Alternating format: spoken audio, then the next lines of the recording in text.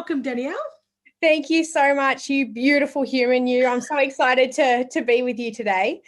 I'm excited to have you too. We've tried this a few times and you've had the flu and there's been a lot going on, but so glad to have you here. And I tell you what, we got to meet in person. You know, we've been chatting for God knows how long, but I got to meet you in person last week at the International Women's Day event in Warragul and freaking loved it. You're just amazing. You're just gorgeous. Oh, likewise. As I've been watching you and enjoying your podcasts and your beautiful humor online, but to meet you in person, I was like, this woman has got so much positive energy and just love for the world. And yeah, I really enjoyed it was like this beam of light just coming towards me. I was like, there she is, a big hug in person. So it was really nice. It was lovely. We've all got big hearts and we've all got big hearts of compassion and we love people hard. But I think some of us have got that little extra soft heart that is really big for people and really hungry for love and hungry to make a change in the world.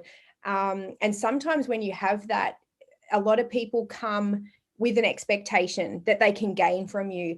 And one thing I've experienced is that there are beautiful women out there that want to come alongside you and support you without needing anything in return. And when we find those people, we have to hold on to them because they're rare. Yeah.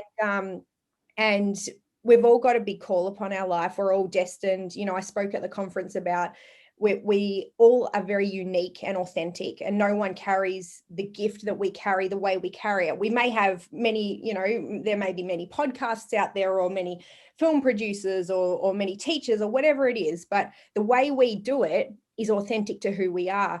And when we understand that, I think there is an opportunity to co-label with people and go, I'm not competing against her.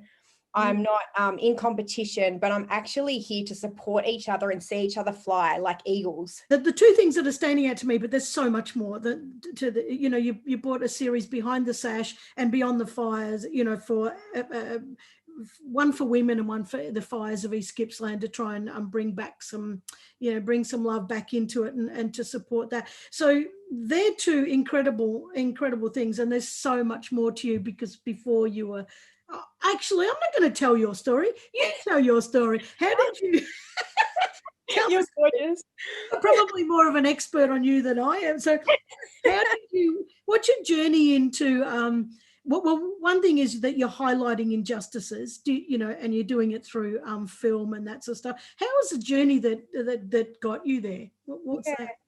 Oh, gosh. Well, I think my mum said that when I came out of her womb, I didn't come out crying. It was like I came out, I didn't cry, and my eyes just opened. And it was like they were just curious. She said I was the most curious little human being she'd ever seen. And she was a school teacher. And she said I was looking at the doctors and I was looking at mummy and daddy and I was looking at all the lights and I was just taking it all in. And I think from I was born, I was quite a curious person. I wanted to know people. I wanted to know their heart. I wanted to know what the world was. And I've always been fascinated with different cultures. And growing up in Gippsland, I was quite secluded in the sense that I think there was one half Fijian girl in our class and everybody else was Anglo-Saxon. Like we were all like whiteys. And so that for me growing up, I was quite, I guess, in this bubble. And my family, you know, we're 8th generation Gippslandians. We came from Ireland, Scotland over in the 1800s, set up in Port Albert, and we've been there ever since. And so my parents, although they were the most beautiful people, like they were just, my dad still is, my mum, God bless her. She passed away 18 months ago and was a complete angel. They were just really amazing people, but they didn't have that connection with other cultures and understanding. And unfortunately, when you have lived in that bubble, sometimes there's some racism and there's some things that you grow up not understanding. And so I carried that. So I came from a place of being what I believe was very ignorant and I guess sheltered. And it wasn't until my mum, regrettably, at the moment she did it, I think she was regrettable, but then later on she became to love it. But she found a tiny little article in a newspaper in the Gippsland Times saying teacher needed on remote island in the Bahamas, please call. And so she sent it to me as a joke, thinking there's no way she's going to ever reply. And I applied and I got the job. And my university, I don't know how I did it, because I was a bit of a rat bag back then, and I barely went to uni, and I was always in the clubs and just, you know, living one of those crazy lives. But they graduated me, they fast tracked my graduation, and I got high distinctions across the board. I don't know how I did it, honestly, not by my might. Packed up and moved to the Bahamas.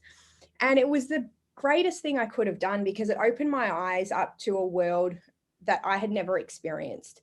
And my encouragement to anybody is travel. It's the greatest thing we can do. And it's the greatest gift we can give our children, is to encourage them to understand other cultures and understand other beliefs and the way people work, because we're so privileged in Australia and we don't realize it.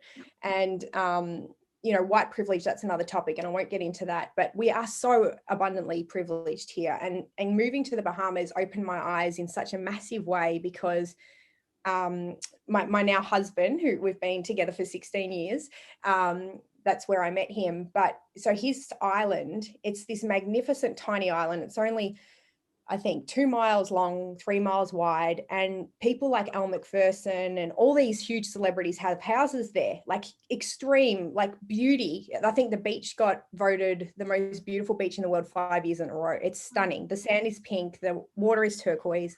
So you've got all these millionaires, and I think 11 billionaires living on this island.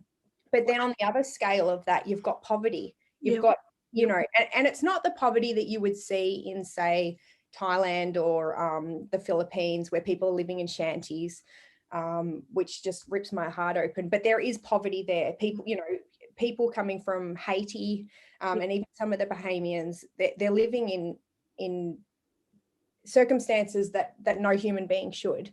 And so you've got these two extremes existing on this tiny little island, and that opened my eyes up to so much.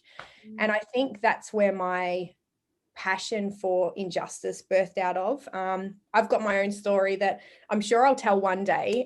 Probably not ready to share it just yet, but I'm writing about it. And once I share that, I'm sure it'll, you know, hopefully help a lot of women. But so I've experienced injustice, and I've seen it with my own eyes. And you know, as I spoke about at the conference, when we marry our passion, which is for me filmmaking, and our pain, which for me was injustice, we're able to find a purpose in life and live a really purpose-driven life that can create change and be a catalyst for other people to grow.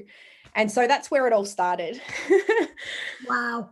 It's fantastic. There's going to be some people that say, well, you know, if you're so worried about injustices, there are a lot of people in government, you know, dealing with this, pushing pens and papers and everything else, and you're just doing this fluffy arty thing. What do you say about that?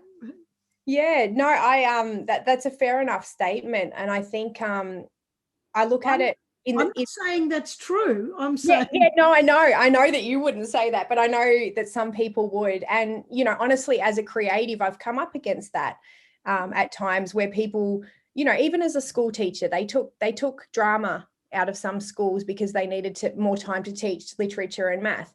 Well, we're all created with different interests and different abilities, and children don't learn the same. We all learn differently, and we all carry these different gifts. So my, I guess, challenge to a statement like that would be, well, if we want to change the next generation, and we want to impact the hearts of the next generation to actually rise up and change a lot of the issues of injustice that are taking place right now, what is it that they eat up? Do they eat up the message from the politicians and talking heads on TV, or do they eat up what's in school? Some of them, yes. But a huge portion of our next generation are impacted by the arts, by what they see on TV and by what they hear in their iPhone or iPod. So music and film has the ability to touch hearts in a way that politicians won't, or that teachers won't. And I truly believe that storytelling and sharing the human heart and sharing experience through storytelling in a really creative way triggers places in people's brains and hearts that no politician ever could. And if we're in this game and in this world to be a catalyst for change, then we have to look at the avenues that are really going to have impact. Behind the Sash, you've was a multi-part series, and you've got 4 women, you one of them, and you've traveled around to shine the light on injustice. So how did you 4 women, tell us about these 4 women, you of course you won, so there's only 3 others, and how did you get with them, and why did you decide to do this together? Well, funny story, I was producing and directing and writing television commercials, and one of the women that I cast in a BMW commercial was the former Mrs. Australia. So everyone knows Miss Australia, but not many people know about the Mrs. Australia, which is the pageant for women over 25. Yeah. And so she was like telling me, I said to her, you're so much more beautiful in person than you are on your comp card. You need to get a new comp card because you're just like glorious. And she was like, well, don't you know that I'm Mrs. Australia? And I was like, no. I was like, what is this? And she started telling me about it. And I was like, oh yeah, well, I grew up on motorbikes and in gumboots and not really my cup of tea. And then she said, oh no, but it's not just about the crown and the heels and the stage. It's actually an opportunity to fight for injustice and to platform whatever's on your heart. And that's when my bell went off. And I was like, okay, well, I guess I'll go. And so I entered and got in and ended up winning Mrs. Australasia and went to China to compete for Australasia. Yeah. And 2 other women, one went as Mrs. Australia and another went as Mrs. Oceania, and that was Becky and Giselle. And we had the most amazing experience. It was something that I never thought I'd ever do, but something that really opened my eyes again, because there's 80 women there from every country in the world, somebody representing each country, and they're all on stage, and you spend 12 days together learning these dance routines. It's broadcast to 136 million people. And I was just like, whoa, this is nuts. I mean, it's not reality. You go there and you're living in this pageant bubble, which is, you come back home and no one knows who you are. But whilst you're there, it's like there was, I think, 20 armed guards walking around with guns protecting us. There was paparazzi everywhere. It was like this other world. And I was like, oh, this is really cool. But as I said, you come back to Australia and no one gives a crap. Yeah. So I was just like, okay, this is an amazing experience. But what I noticed is a lot of women were chasing their identity in a crown. Yeah. But we all have our own crown. It's invisible. We're crowned with glory, and we're crowned with beauty, and we're crowned with, like I said before, a unique identity and unique purpose. And a lot of these women, including myself, didn't realize that, and they're all fighting for this one thing, to be this Mrs. Universe or Mrs. Global, Mrs. World, or whatever you're competing for. And so I came back and I thought, wow, we need to create something around this that kind of flips it on its head and challenges that pageant mentality of competition between women and competing against each other and having to be the prettiest or having to be the smartest or having to be the most successful. And so we flipped that on its head and we created a show about uplifting women, and we platformed 8 beautiful women who were all fighting for a different injustice. And we highlighted the injustice and then platformed these women. And in the final episode, we had, I guess, a pageant that wasn't a pageant. It was a platforming of powerful women who got up and got to share their story about why they're fighting for what they're fighting for. And for me, it was 4 years in development. And it changed and it got deeper and deeper, and it gave me the revelation that our little girls are looking at these women who are aesthetically flawless. They've had billions and millions of dollars worth of work done. How can we achieve that kind of beauty if we don't have that money, or what's on the magazine covers? And are we wanting our girls to reach for that? I know I don't.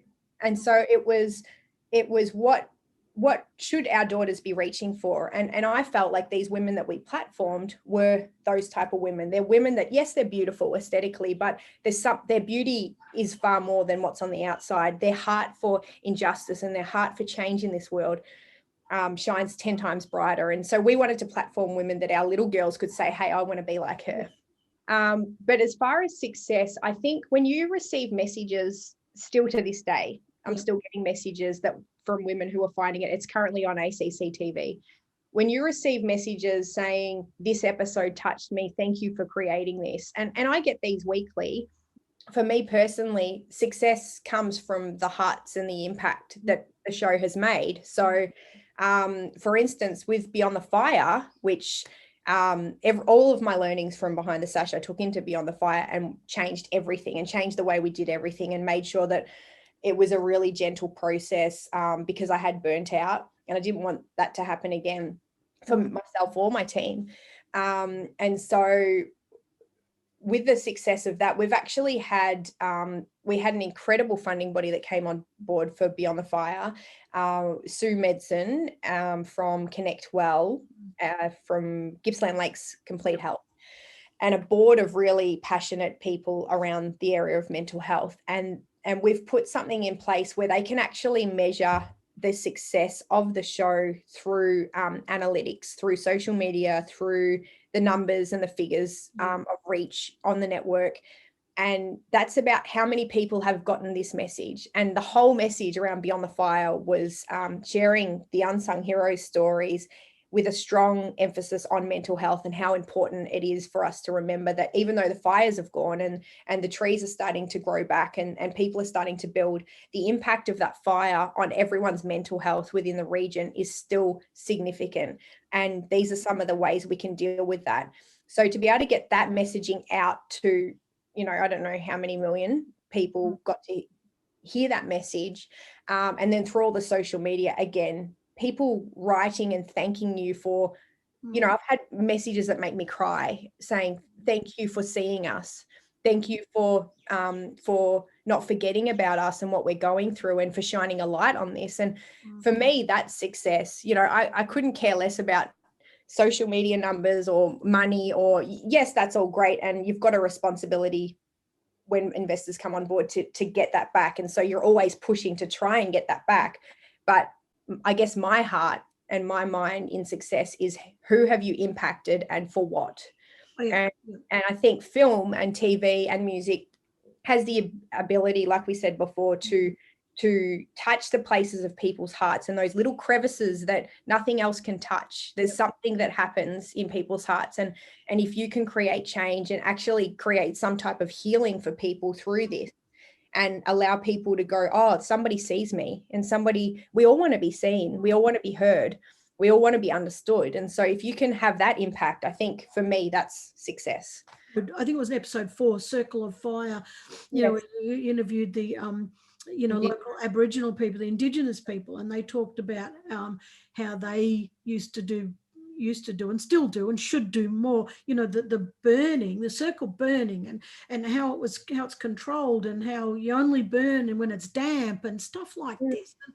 And we have become so arrogant and ignorant as white supremacists, you know, that we've forgotten the ways of how native people, how people who are from the earth, you know, people who know so much better than us, we've just completely trashed over top of their traditions or their practices, you know, and we're screwing this world up. I mean, I'm getting a little bit ranty because I'm so passionate about this, but I agree. Screwing this world up because we've become so focused on things that we see as success, you know, we see as how things should be. And, you know, it doesn't, white ways don't work in every situation. And until we can come together as one world and one people and one love, you know, we're not going to get it right. And when you did that Circle of Fire, I watched that. I just had tears streaming down my face, and you know, and the compassion and the togetherness and the message in the people that were talking, the Indigenous people that were talking, it's all there. It's all there, and we're not seeing it, And so, if nothing else, you you touched me with that show. Oh, thank you. Someone else messaged me, and this is you don't see this. You talk about what you see.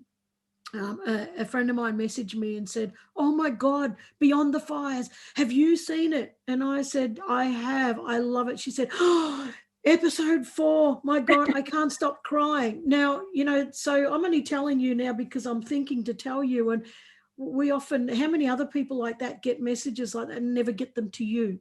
Yeah. Oh, thank you. No, that means the world. And you're getting me all teary now, I think. I'm sorry. No, that's okay. I don't think I've got too many tears left, to be honest. I think I cried every day on set through filming Beyond the Fire, because for me it was a bit of a healing process. I hadn't grieved from my own mum the year before. So being able to film in her hood where she grew up and taught, for 4 decades, she taught down there. And to be able to share stories in that area, but hear these stories of such tragedy and such loss, it was really overwhelming and very heart-wrenching, and it did impact me in a really big way. But it also allowed the most beautiful, transparent relationships to happen. And every single cast member that I worked with, we gained each other's trust, and we were able, that's what I love about directing is it's a challenge to gain someone's trust. And when you do gain it, you have to nurture it and you have to look after it. And it just lighted my passion again for directing so much more, because these people, I think we had one person write to our investor, Sue Medson, and said, this is, talking to Danielle and the crew was the very first time I've been able to share my story without somebody else interweaving their story.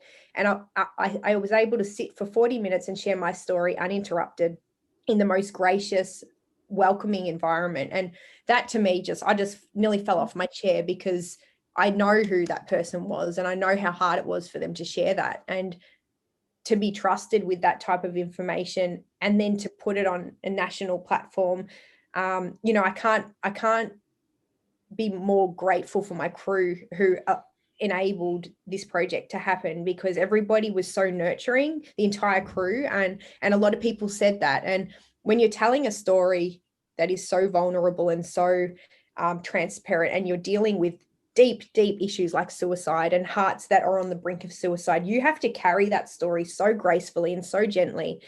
And to be able to have a crew that understood that and work with me and share that story with me was a real blessing. And because it's a big responsibility. You don't want to sensationalize something like this, and a lot of people do, unfortunately. So our greatest challenge was to be able to tell this story in a way that wasn't sensationalized, but it was the grassroots story of the human heart. And so thank you for sharing that with me. It's very encouraging. It was so apparent in what you'd shared that these people had this perfectly vulnerable and real platform that was supported, and that you and your crew filmed it with such subtlety and such sensitivity. Do you know that you actually felt like you were sitting with that person, and I'm such a sort, but and you wanted to cry with them, yes, and cuddle them. And I think that's a massive credit to you, because you're not just a filmmaker. Like you're not, and I don't care what anybody says. I'm not from the filmmaking industry, so my comments on that might not mean anything because I'm not an expert. But I see that you're not from that. You're not just a filmmaker. You're an exceptional filmmaker who uses your heart to connect with not just the show but the people.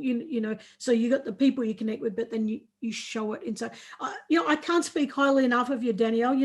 Beautiful. So beautiful. No, you need to hear this, and people need to say it, and people need to stop congratulating people on, oh, good show, good show. You know, this is the stuff that needs to be shared, and people listening to this need to hear, you know, that it's not just a filmmaker cashing in on East Gippsland. It's someone investing their heart and soul into local people and bringing the stories to life. Yeah, I know I'm a sook too. Right. This isn't the sucky episode I've ever done, but Yeah, it has to be said, and we avoid this vulnerability, we avoid the tears, we avoid the soft words to each other, and we avoid the kindness and the sincerity. And I don't think we should do that in life. I think we should be saying these things, and we should be bringing it to the surface to make it normal that we can have these conversations. And you're doing that exceptionally well, and I love you so much. as are you. You are gorgeous, seriously. Oh, you're beautiful. Thank you.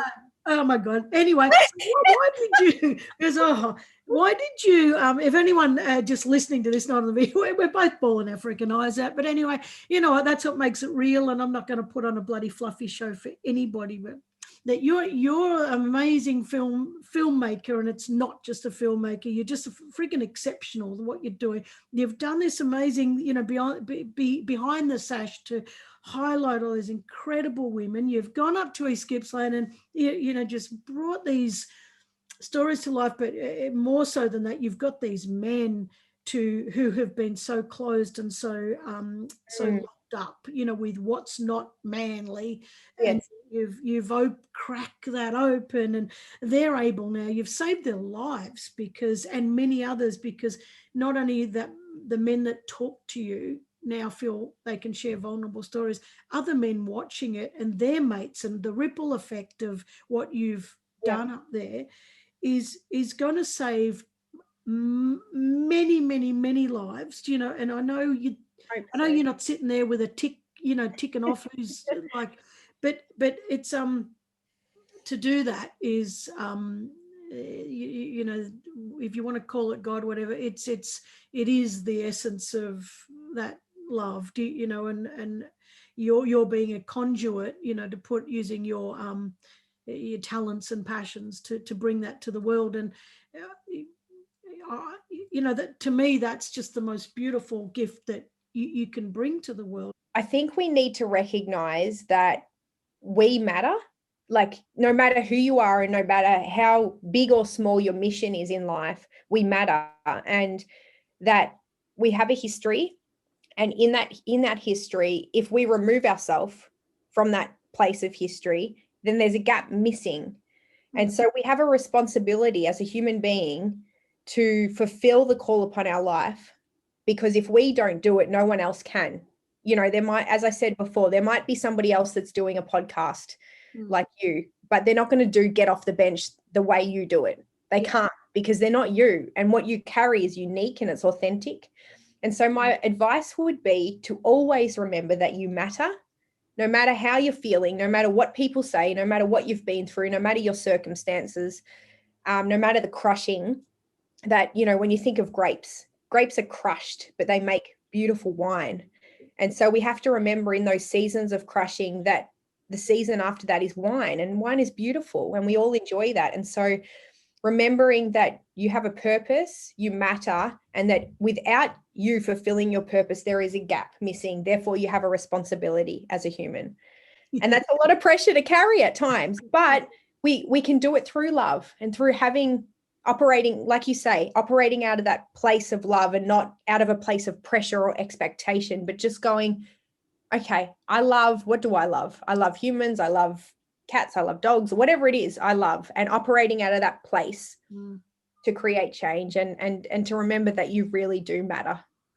Yeah. Danielle, I have absolutely freaking loved this. And, you're just a shining star. You're just bringing so much love, so much hope. You're bringing opportunities for people's true hearts to be out in the world, and love it, love it, love it. Now, I want people to go chasing you and start following you, and not because you're not in it for the metrics, but to see what you're doing, to watch some of these shows, you know, and where can people find you to do? I've got 100 things written here, so I'm kind of only really on Instagram at Danielle McAlpine Johnson, or I've got like a private account on Facebook, Danielle Johnson. So either of those. Otherwise, yeah, look up Cheeky Mac Productions and send me an email. I'm always open to love and chats and, you know, opportunities to collaborate and to tell really valuable stories. So yeah.